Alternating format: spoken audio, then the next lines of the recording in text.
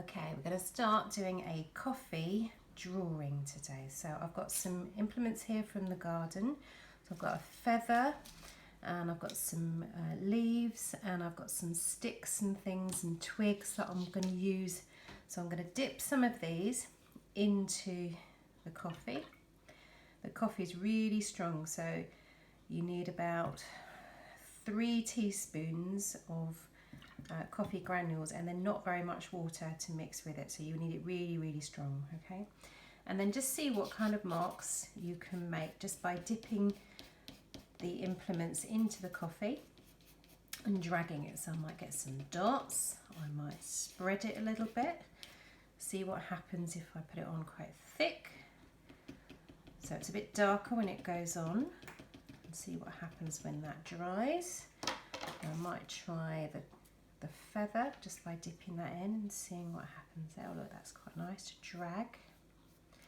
Might try the other end, so I've got a bit more control. Almost like a quill being used. And this is just experimenting, so you're just exploring what kind of marks you can make with the coffee and with the tools that you've picked up. So spreading them, dotting them, almost printing with them. So you might even, there we go, look, we've got a bit of a print there of the leaf, which is quite nice. And about this bit of bark here where I've got some rougher kind of textures, so it's quite thick. Almost do a bit of cross hatching where you've got one line crossing over another. I might try the other end out now, see what happens on that one. And we might even combine a few different things together. Let's see what else we can do with this one.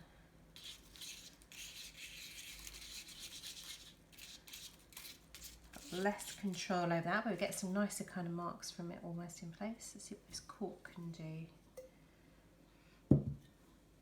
Can we do anything with that? Oh yeah, actually, kind of printing with it, almost stamping with it.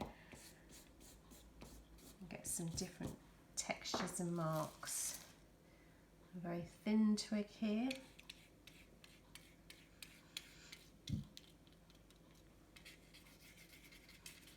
Okay, so from doing this experimentation, you can kind of play with the materials, play with the the consistency of the coffee and just seeing what happens. Okay, and we can put that to one side, and now I'm going to use what I've learnt from there to draw a pepper.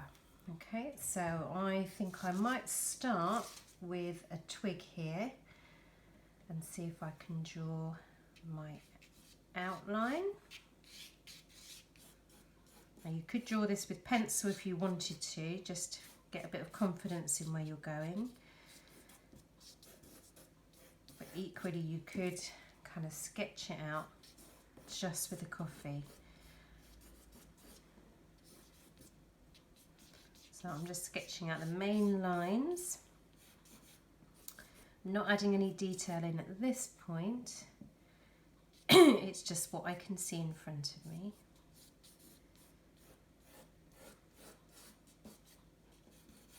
And what you notice about what you've got in front of you might be different to what someone else notices, because we all look for slightly different things. And what's important to me might be very different to a different artist. Right, I'm starting to put a little bit of detail in there now so I can see some of the seeds.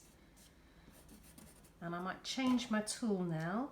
So I might try with this slightly thinner twig to bring out some slight textures that I can see there. So I might try that dragging that I was doing. Getting some marks in there, and I've thought about the stem part of it as that kind of bends around.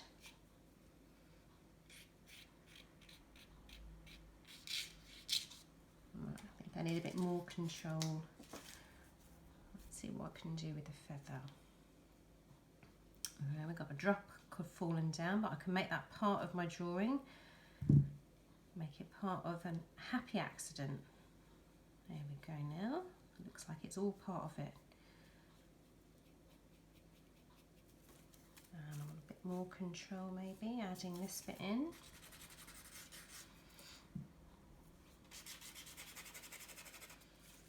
Maybe go for a slightly thicker one.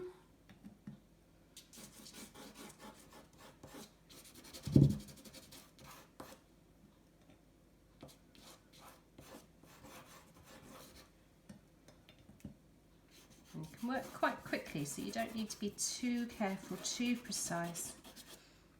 You're just exploring what that object means to you and what's important to you within it.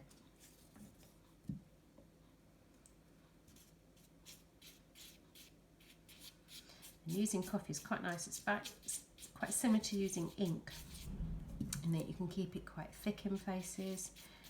You can water it down as well, so you can have almost some tone being added to your drawing if you wanted to, and then keep it really strong in other places to get some darker.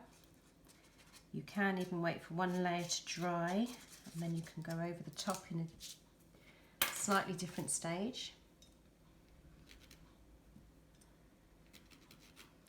So I'm working back in now. If I wanted a little bit to be darker, I can work back into it, build up the layers. But you don't have to if that's not important to you.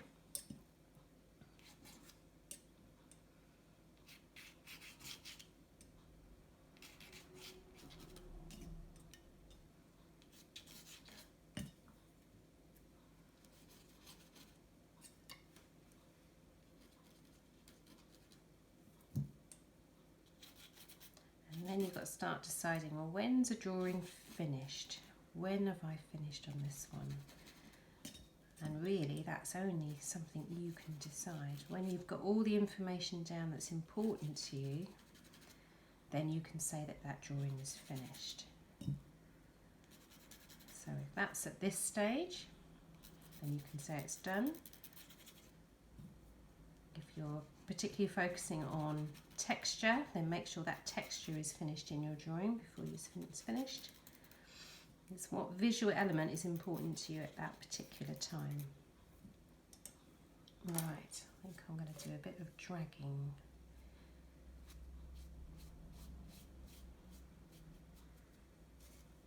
Again, it's quite experimental though, so if it doesn't work how you want it to, it doesn't matter.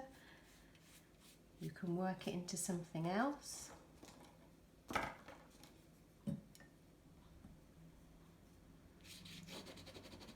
I'm just thinking I might define a few different areas here. That's where it may have got a bit confused with what's going on.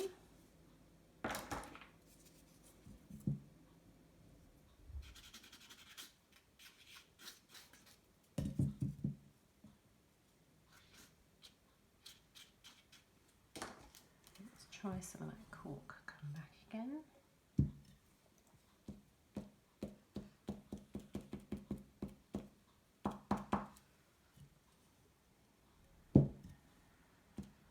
The good thing is I had no set plan about what this was going to look like before completing it, and that can be quite exciting to see where it goes, but it can be a bit scary if you're not quite sure what you're doing. But children will quite like that.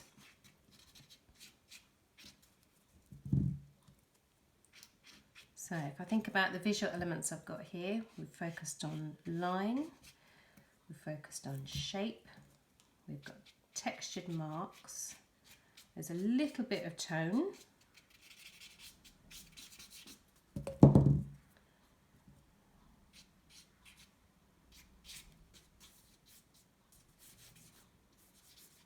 okay, I think I'm going to leave it just there, and I could work back into this if I wanted to at a later point, or I might just leave that as it is.